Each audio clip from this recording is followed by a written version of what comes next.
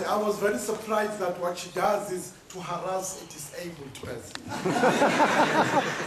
Because I'm fond of taking people to either it's the Constitutional Court or the Equality Court. So I was about to take her to the Equality Court to say that she is very unkind to the disabled.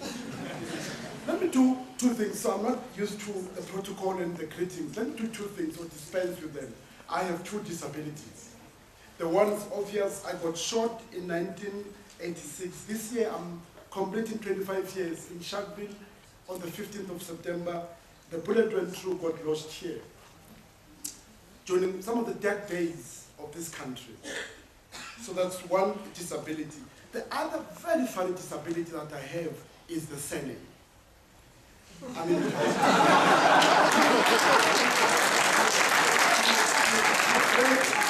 you would really wonder, he's so swag. Who is he Botha? He's so swag. That's why in the next coming elections, I don't know whether it will be Khalima Mutante or Jacob Zuma,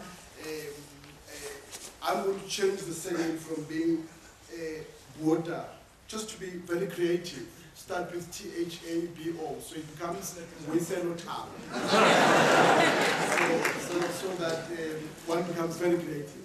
And one of the things that I did not tell you is, as you asked me to come and speak this evening, I then asked my partner, she's in the audience, I was saying to her, but you know what I need to do? Maybe go to the nearest Pick and Pay and buy a suit. So I bought the suit yesterday just to impress her. As I began to buy the mint, I also bought this suit.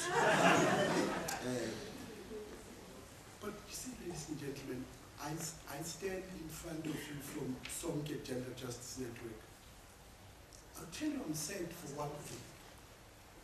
And I saw a good man that I admire, who inspires me, Judge Edwin Cameron here. What makes me sad is that we're speaking this evening, we've just had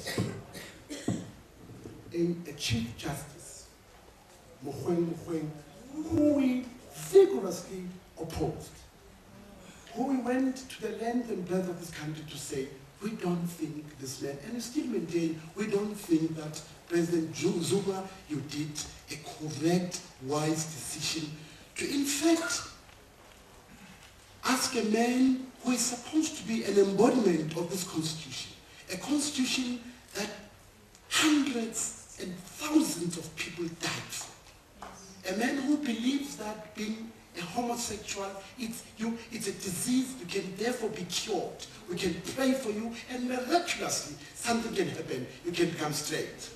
This man, he's supposed to say to South Africans that these rights belongs to all of us. And I'm standing here in front of you that we knew with Section 27, Equality Project, Sonke Gender Justice Network, where I come from, we said loudly that we don't think, President Zuma, that this is a correct, a proper choice. Especially what's happening in our country, where daily, being a black lesbian in Soweto, in Sebokeng, in Fostola, every day they're going to be killed. Now we say, here's a man who's supposed to say, who will stand up and protect those that are vulnerable in our society. But here's a man who openly is extremely homophobic. And I want to talk to you about the freedom. And I mentioned deliberately my going through an experience of being shot in this country, that you know, when people kill black lesbians in this country, all they do, or they're doing, is to spit on the graves of those who paid the ultimate price. And the ultimate price for this program. I say to my comrades that I would not, when you extend the invitation, you see, we tend to do at Sonke things that are unconventional. We took Julius Malema to the Equality Court. Yes.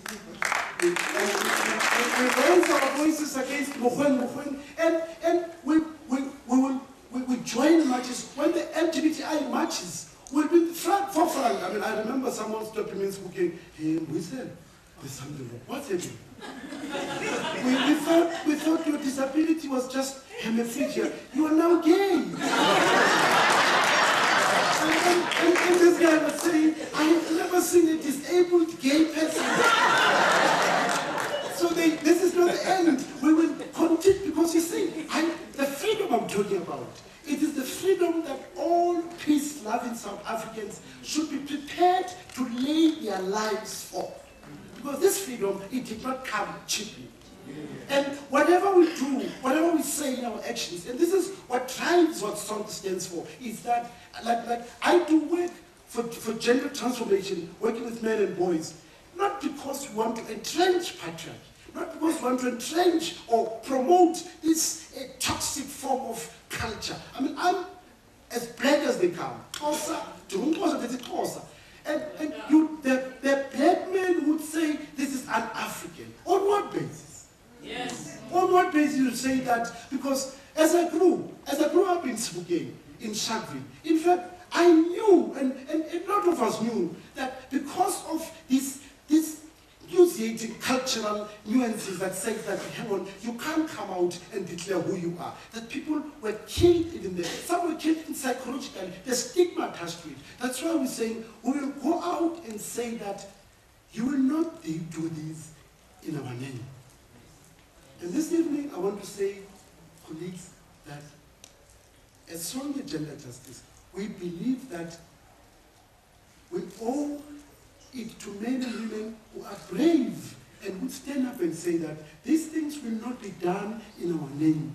And as a result, we'll go and join, we'll march. You know, when you read the Freedom Charter, it says, for these freedoms, we'll fight and die side by side.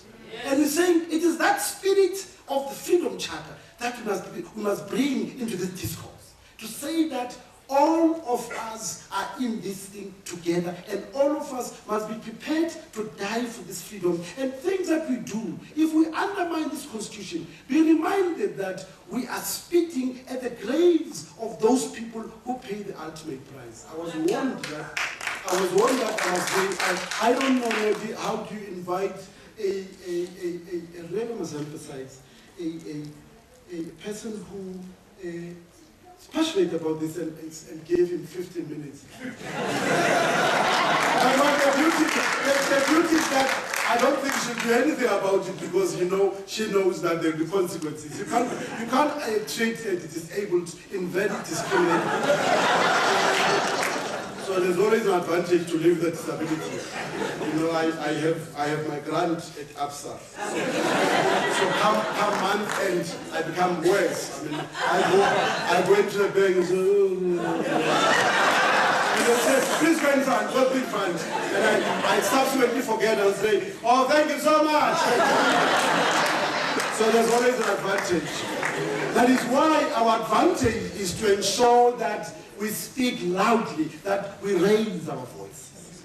The advantage is that these freedoms that we enjoy, we can't keep quiet, because if we keep quiet, we'll be undoing the things that those that came before us did for us. As a result, colleagues, we will not keep quiet. We will continue to say that President Zuma, and why is it that we still do not, hate crime is not part and parcel of our constitution. It's so late when we continue to find or to see people that are brutalized every day. That is why raising our voices is so important, and saying always without forgetting that these things should not be done in our name. Because when we do these things in our name and we keep quiet, we are part and parcel of the problem.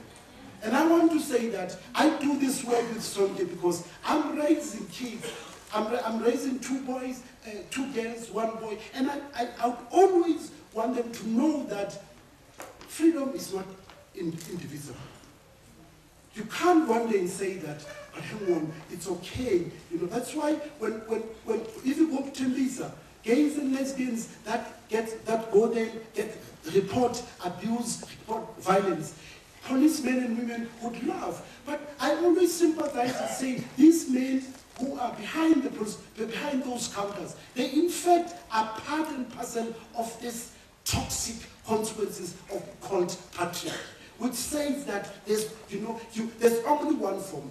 You can only be men or men and white, men and women, nothing more. in which you know there's, you are different. As a result, you deserve different treatment. That's why we must also go to churches, go to the synagogues, go to temples, and raise our voices in all of these places and say that so far and not further, and things will not be done, especially men, will not be done in our name. Let me end by saying, I went to this church, and there was that's why we need to be specific with what we want. These freedoms that we want. I mean, there's a gentleman who had the same disabilities called hemiplegia. Because he was not specific, he was praying, but he was saying, oh God, I want you to make the other hand look like the other one. But he wasn't specific.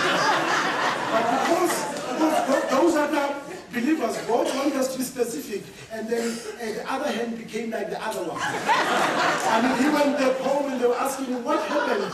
He said, I was not specific. So I want to be specific this evening and say, these freedoms, all of us, we owe it to South Africans to protect them. Thank you so much.